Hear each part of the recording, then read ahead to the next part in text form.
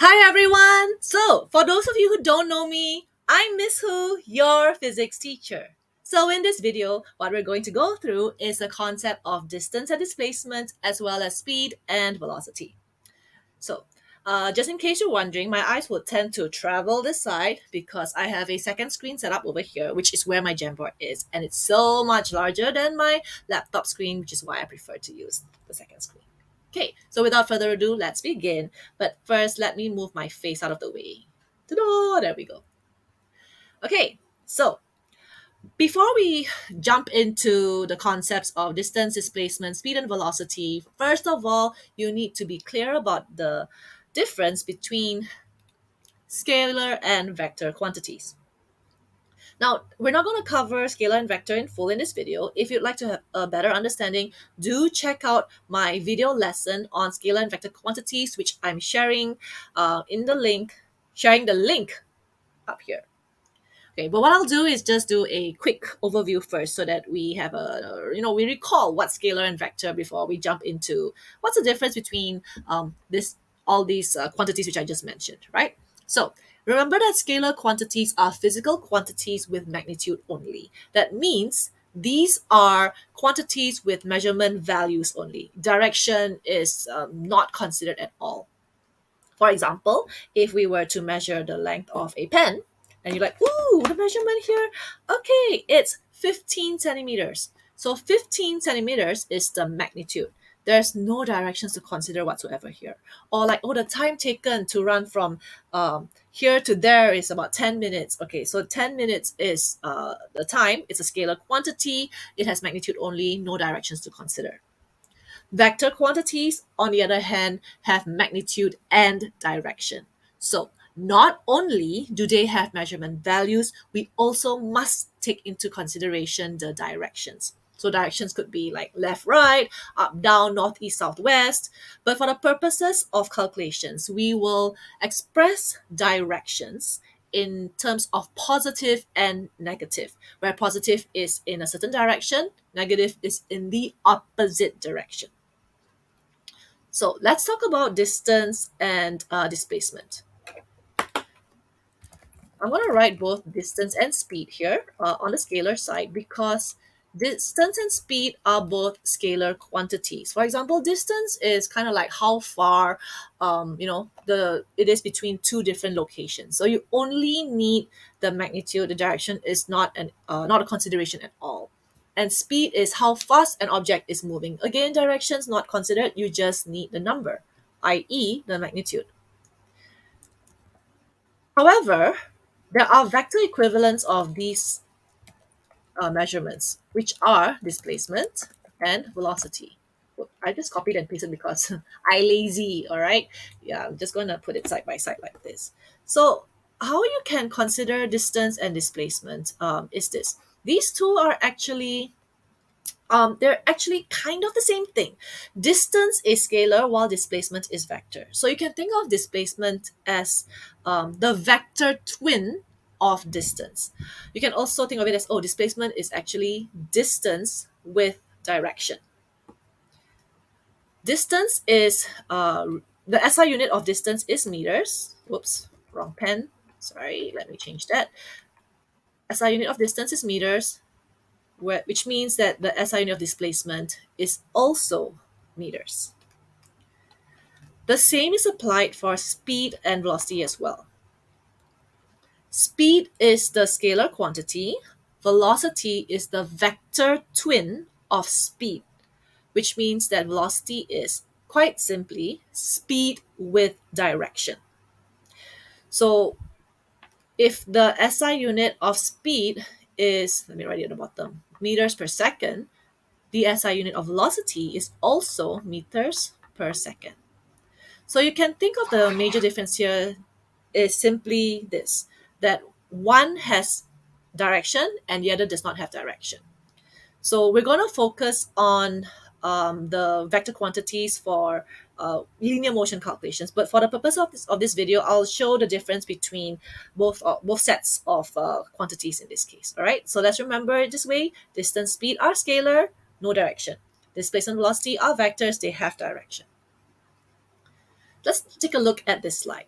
So what's going on here? So we have over here a single plane labeled here BOA. So these are different locations on this flat ground where O is the original position. We've got a green ball here. Let's call this ball Bob. So Bob is a ball. Bob is now being kicked, and the and Bob is kicked from O to A, and then kicked again, and it travels all the way to B, and it stops. Let's say, all right. So let's say, let me write it out for you so that it's a little bit easier to remember. So let's say Bob travels from O to A to B. So what we're gonna do now, let me put this a little bit higher. What we're gonna do now is we're gonna compare the distance and displacement of Bob. Oh, how do we calculate? Let me rewrite this. How do we calculate the total distance traveled by Bob? So if you recall, if you want to calculate the total distance, you need to calculate how much Bob has traveled from O to A. So you can see from here, when Bob travels from O to A, it has traveled 5 meters, right? And then when it travels from A to O, that's another 5 meters, and then onwards to B, which is another 2 meters. That means the total distance traveled here is 5 plus 5 plus 2, which gives us 12 meters. Hold on, I'm looking for my mouse. It seems to have disappeared from screen. I can't see it. Oh, there we are. Now, in terms of displacement, we won't call it total displacement. Normally, we say final displacement, and I'll show you why in a moment. Okay, all right, this way, final displacement. So when we want to calculate the displacement, it's actually it's pretty much the same thing. You still add them all up together. The difference, though, is that remember displacement has direction. So in this case, let's take going to the right as positive and going to the left as negative. So if Bob was moved from O to A, it's moved positive 5 meters. So let me write it down. Positive 5 meters. Now we're going to add all these values up together. But here's the thing. When Bob has been moved from A to O, it's moving to the left. That means it's actually moved negative 5 meters. So I'm going to keep that in here. Negative 5 meters. And then from O to B, a further 2 meters to the left, which means negative 2 meters. So if you look at how we calculate distance and displacement, it's actually the same, pretty much the same thing. You add them all up together. The difference here is that for displacement, we must take into account the directions, the positive and negative directions. So we end up getting the displacement of negative 2 meters. So if you take a look at how displacement is calculated, you can see how, oh, these numbers actually have been cancelled out. In fact, you see negative 2 meters, right? It is as if we've only calculated the distance between the starting and ending location. And that's exactly how you can calculate displacement. You just take the direct distance from the initial and the final position and take note of the direction. So you can see, oh, from O to B, yeah, it's 2 meters to the left. So negative 2 meters. Ta-da! So do we need to actually calculate, every step of the way? Actually, we do not. But the reason I have included it in here is just to prove to you why you don't have to take into account all the movements in between. Because you can see, you know what? They kind of cancel each other out. And that's how we calculate the displacement. Now, when we want to calculate speed and velocity, this is how we do it. So let's start with speed. I'm going to put it over here. Okay. So for speed, I'm going to put it like that. That's here. I'll put it over here so that it's a clearer distinction. So we know that speed is actually distance over time, right? And let's say I think I'll do it as a fraction here so that it's a little bit clearer. Okay. And I'll draw a line over here for the fraction. Let's say in this case, when Bob was kicked from O to A to B, the total time taken, say, was 10 seconds. That means when we calculate speed, we take 12 meters oops, over 10 seconds. So 12 meters over 10 seconds, that gives us 1.2 meters per second. So when we want to calculate velocity, and I'll put it a little bit lower here so that there's more space. Now, remember that velocity is the vector twin of speed. So when we want to calculate velocity, you can't put distance. We need to take the vector twin of this of distance, which means it will be displacement. Time, of course, there's no vector time, so we'll leave it as a scalar time. So when we calculate, whoops, that was not very nice looking.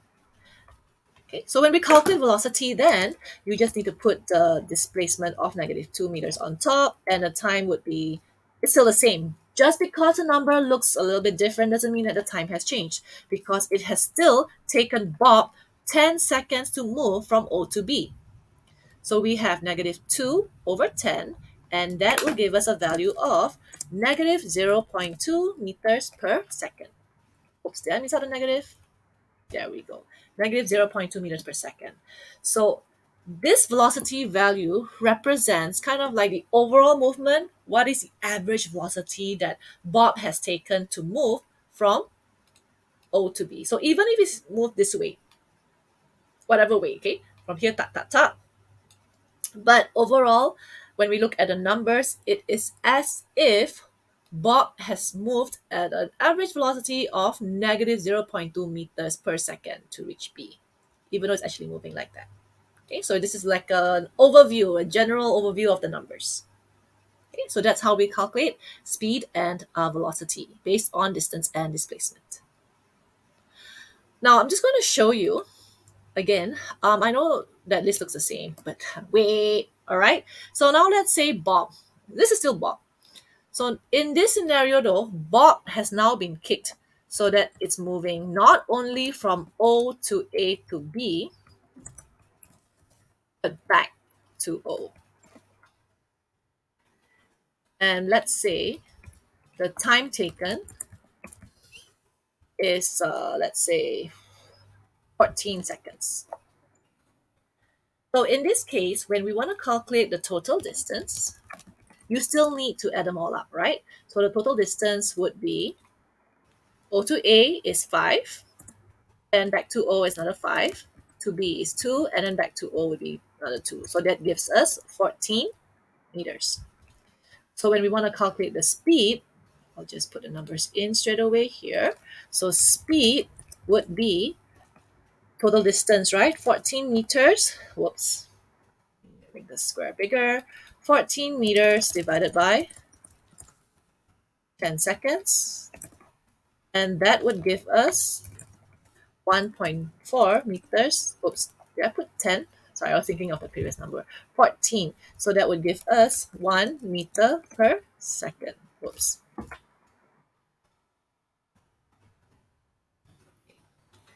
But let's take a look at the displacement now. So if you recall what we were talking about, right, over here, you can see that you can just ignore all the in-between. In order to express the displacement very quickly, you can actually just take it as the direct distance between the start and the final location and the direction. So that's why it's just -2. So if Bob has started at O and finishes at O, what do you think the displacement is? Exactly, it's 0. So sometimes it's really strange, like, wait a minute, but didn't Bob just move around a lot and its displacement is 0? It's like it never moved. Well, yeah, exactly, because it started at O, it came back to O. So it's like it never moved. So yes, the displacement in this case, you can just write it as 0. But if you want proof, I'll just write it out for you. You see, right? As proof that it's 0, you can still put a positive and negative. So let's take, again, to the right as positive and to the left as negative. Let me write it down for you. So if we take to the right as positive and to the left as negative, that means it's basically positive 5 plus negative 5 plus negative 2 plus positive 2. I realize I should have put this in brackets. I could put that bracket in now. And you can see how, oh, that's why it cuts down to 0. So in the future, you don't have to do all the calculations in between. Remember, you can just take it as the direct distance between the start and ending location and include the direction in the value. Because the final displacement is 0, when you calculate velocity, we know velocity is displacement over time. And if the displacement is 0, that means the velocity is also 0. It's like it never moved. One more explanation just to demonstrate a little bit more about the difference between speed and velocity. So let's say we have, in this case, we've got two cars and they're going to be moving with the same speed. So let's say the red car on top moves to the right with a value of speed of 60 kilometers per hour. The blue car moves to the left at 60 kilometers per hour. So think about it. Do they move the same speeds? Yes, they do, because the magnitude of the speed are the same. But are they moving with the same directions? No. Then do you think, are they moving with the same velocity? Exactly, they do not. Because they have different directions, that's why they are moving with different velocities. So if we take going to the right as positive and to the left as negative, you can write this red car's velocity, the value is written as positive 60 kilometers per hour. And the blue car, you can write it as negative 60 kilometers per hour.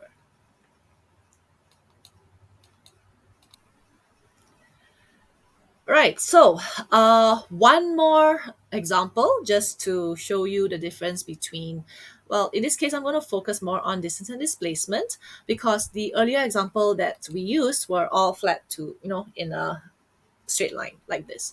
But what if we get a question like this? So what are all these? Okay, so let's say this is your house and you're going to go to school. This is school. So let's say this is you. Let's put you a different color.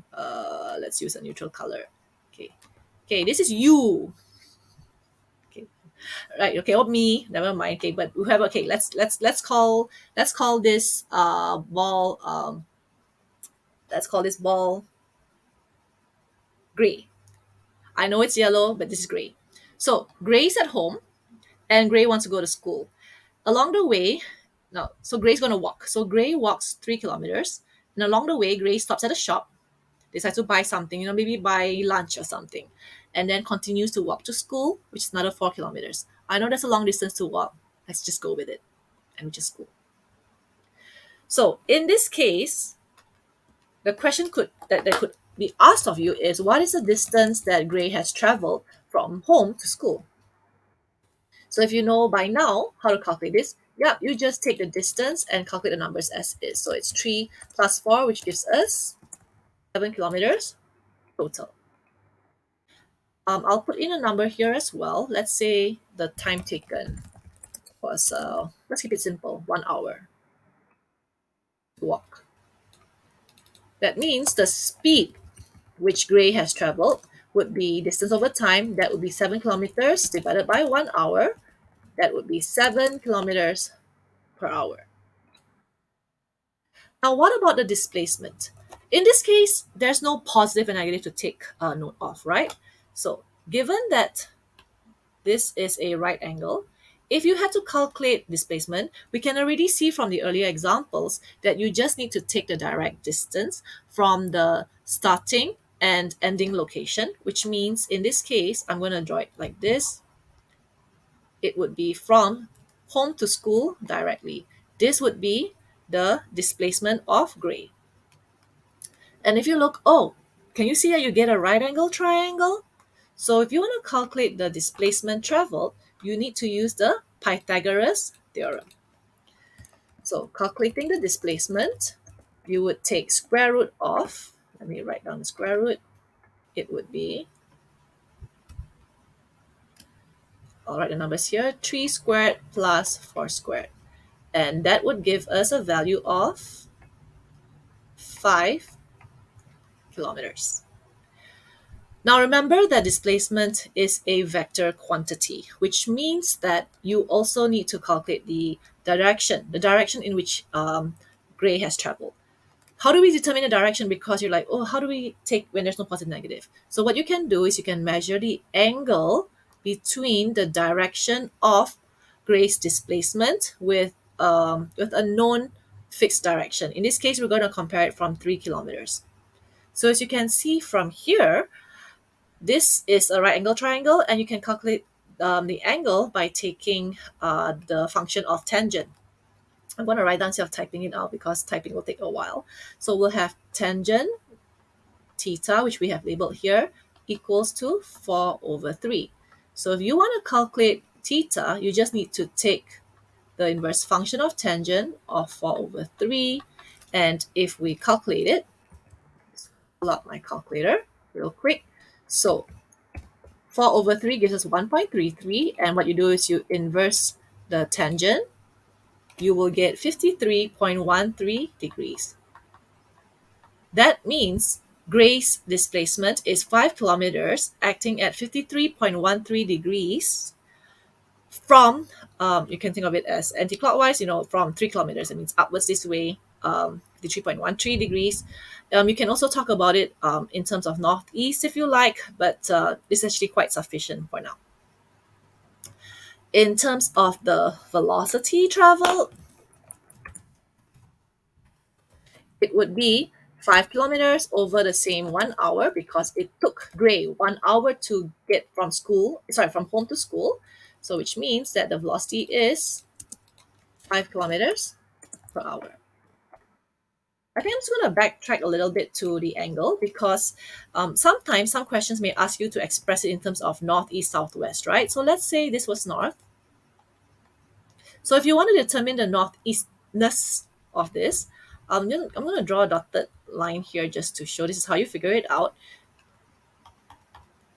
If you want to determine the angle of northeast, that means you've got to measure the angle from the north line to the displacement line, which means that we now need the value of this angle, which I will label as alpha.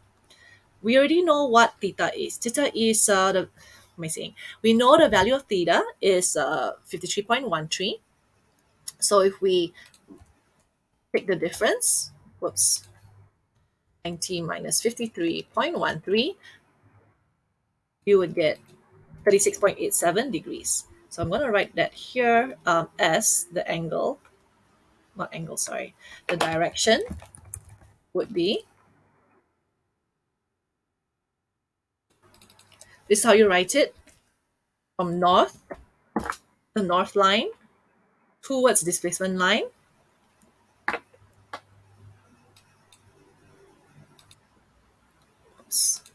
We take, so north 36.87 degrees. I'm just get the degree symbol.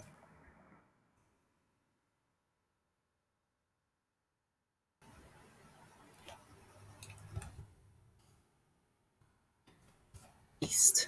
And that's how you can write the direction in this case.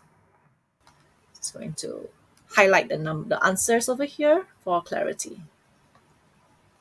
And there we go. Okay, let me put that in a different color just because I want to put in a different color. Ta-da! So, I hope you have found this video helpful and educational. Don't forget to click like, remember to subscribe for more physics to haunt your dreams. See you and enjoy studying!